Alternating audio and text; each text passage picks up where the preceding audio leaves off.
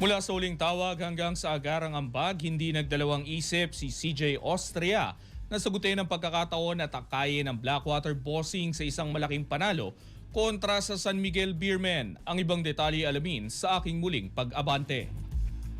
Hindi lahat ng pagkakataon ay may heads up at para kay CJ Austria, bigla ito dumating at agad niyang sinagot.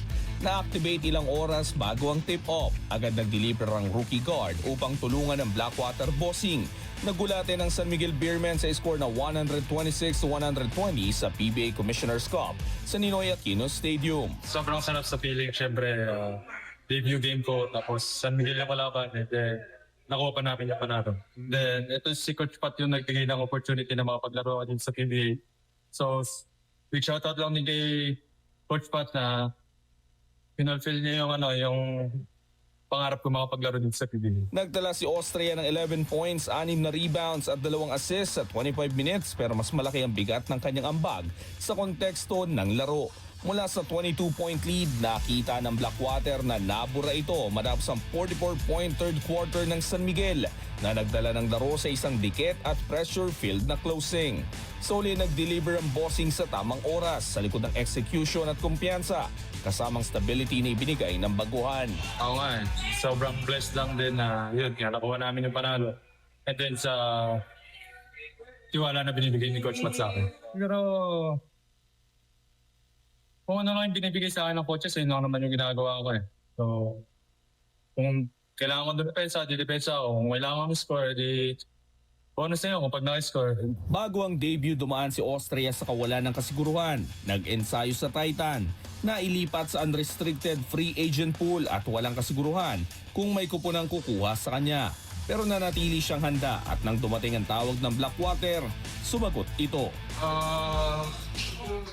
Pagka-drop sa akin ng Titan, nag-training ako siguro almost 1 month. Then, lumabas yung lineup, napunta ako sa UFA. Then, yun. And then, nag-training pa rin ako sa Titan kahit nasa UFA ako. Hindi, yun.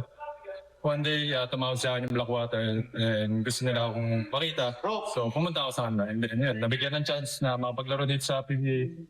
So, sobrang blessed din ang nangyayari sa akin. Mula sa kawalan ng tiyak na direksyon, biglang napunta si Austria sa isang sitwasyon na kailangan agad ng ambag at naipakita niya ito.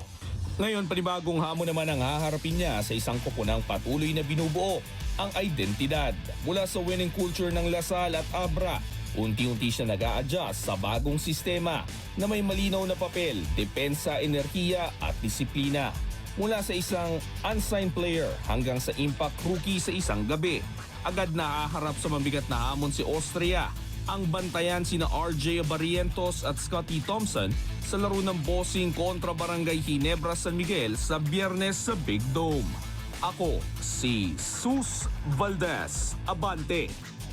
Manatiling nakatutok sa Abante, sundan kami sa aming mga social media accounts at huwag kalimutang mag-subscribe sa aming YouTube channel, DWAR Abante Radio, para sa mga eksklusibong balita.